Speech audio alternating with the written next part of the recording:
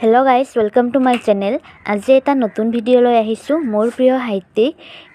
Matric পৰীক্ষাত আহিবলগীয়া এখন গুৰুত্বপূৰ্ণ ৰচনা হ'ল মোৰ প্ৰিয় সাহিত্যিক প্ৰত্যেকবাৰে আহিয়ে থাকে এবাৰ নহলে এবাৰ গেপ দি আহিয়ে থাকে সো ষ্টুডেণ্টবোৰৰ কাৰণে এই ৰচনাখন অতি প্ৰয়োজনীয় ৰচনা বলকচোন ভিডিওটো চাই লও মই ইয়াতে মোৰ প্ৰিয় সাহিত্যিকৰ বিষয়ে লিখিছো সো ইয়াতে লিখিছো শংকৰদেৱৰ বিষয়ে আপোনালোকৰ প্ৰিয় সাহিত্যিক বেলেগো হ'ব পাৰে সো এই ভিডিওটো চাব পাৰে আপোনালোকে প্ৰথমতে এনেকৈ আৰম্ভ কৰিছো আৰম্ভণিকৈ লিখি ল'ব এনেকৈ আৰম্ভণি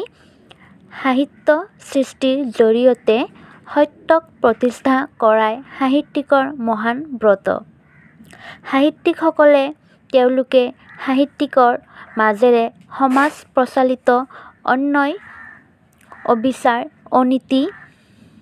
দুৰ্নীতিৰ বিৰুদ্ধে প্ৰতিবাদ ধ্বনি তোলে জীৱন আৰু জগতৰ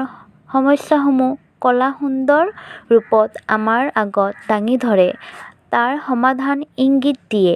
সেই সময়ত অসমত এজন ব্যক্তিৰ জন্ম হৈছিল যাৰ সাহিত্য কাননত সমগ্ৰ অসমবাসী একোপাহি পূৰ্ণ বিকাশিত ফুল হৈ জিলিকি থকাৰ সৌভাগ্য হৈছিল সেইজনা সাহিত্যিক হ'ল আমাৰ চিৰ নমস্য জগতগুৰু শ্ৰীমন্ত শংকৰদেৱ যিজনা সাহিত্যিকক মই মোৰ মনৰ তুলচিনিত সাহিত্যিকৰ হিচাপে নিৰ্ধাৰিত কৰি লিখিবলৈ ওলাইছোঁ সো গাইজ আপোনালোকে আৰম্ভণিখিনি এনেকৈ লিখি ল'ব তাৰপিছত আপোনালোকে এনেকৈ লিখিব চুমু পৰিচয় জন্ম অসমীয়া সাহিত্য জগতৰ আকৰ্মণীৰ স্বৰূপ এইজনা মহাপুৰুষৰ জন্ম হয় 1371 শক ইংৰাজী 1449 খ্ৰীষ্টাব্দত নগাঁও জিলাৰ বড়োদুৱাৰ আলিপুখুৰী নামে ঠাইত তেওঁৰ মাকৰ নাম সত্যসন্ধ্যা আৰু পিতৃৰ নাম কুসুম্বৰ ভূঞা সো তাৰপিছত আপোনালোকে এনেকৈ লিখিব ৰচনাৱলীৰ চুমু পৰিচয় বহুমুখী প্ৰতিভাসম্পন্ন মহাপুৰুষ শ্ৰীমন্ত শংকৰদেৱে গীত নাট অংকীয়া ভাওনা পদপুথি কাব্য ভাগৱতৰ অনুবাদ কীৰ্তন দশম গুণমালা আদি গ্ৰন্থৰে অসমৰ জাতীয় সাহিত্যৰ ভঁৰাল চহকী কৰিছে তেওঁৰ ৰচনাৰাজিসমূহ তলত দিয়া ধৰণে ভগাব পাৰি কাব্য হৰিশ্চন্দ্ৰ উপখ্যান ৰুক্মণীহৰণ বালিচলন অমৃত মন্থন নাট্য পত্নীপ্ৰসাদ পাৰিজাত হৰণ কালীয় দমন ৰাম বিজয় গীত বৰগীত ভটিমা টুটয় চপয় নাম প্ৰসংগ কীৰ্তন গুণমালা অনুবাদমূলক ভাগৱত একময় দুইময় ছয়ময় আঠময় দশময় 1100 1200 স্কন্ধ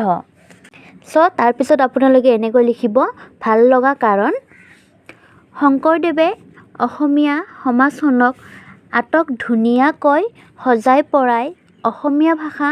সাহিত্যৰ বৰঘৰ শুৱনি কৰি বৈষ্ণৱ ধৰ্মৰ মহিমাৰে অসমবাসীৰ ডিঙিত গৌৰৱৰ জয়মালা পিন্ধাই থৈ গ'ল মহাপুৰুষজনৰ লিখনিৰ মাজত কেৱল মোকেই নহয় সমগ্ৰ অসমবাসীকে মধুৰ সোৱাদৰ জ্যোতি দি গ'ল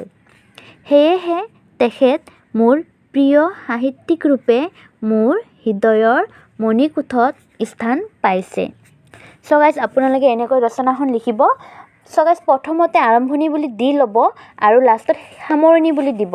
সো এতিয়া আমি সামৰণিখিনি লিখিম সামৰণি বুলি এনেকৈ লিখি ল'ব সামৰণি পৃথিৱীৰ ধৰ্মীয় ইতিহাসলৈ লক্ষ্য কৰিলে দেখা যায় যে কোনো ধৰ্মগুৰুৱে ধৰ্ম প্ৰচাৰ কৰিবলৈ গৈ শংকৰদেৱৰ দৰে নিজৰ জাতীয় ভাষা সাহিত্য আৰু সংস্কৃতিৰ সমৃদ্ধিৰ কাৰণে ইমান অহোপুষাৰ্থ কৰা নাছিল সেইজনা শংকৰদেৱৰ প্ৰাণস্বৰূপ অসমীয়া সমাজৰ জয় হওক সো গাইজ আমি এনেকৈ এখন ৰচনা লিখিব পাৰোঁ মোৰ প্ৰিয় সাহিত্যিকৰ ওপৰত। যদি আপোনালোকৰ ভিডিঅ'টো ভাল লাগিছে তেনেহ'লে ভিডিঅ'টো লাইক কৰিব, কমেণ্ট কৰিব আৰু ছাবস্ক্ৰাইব কৰি দিব। ভিডিঅ'টো শেষলৈকে চোৱাৰ বাবে ধন্যবাদ।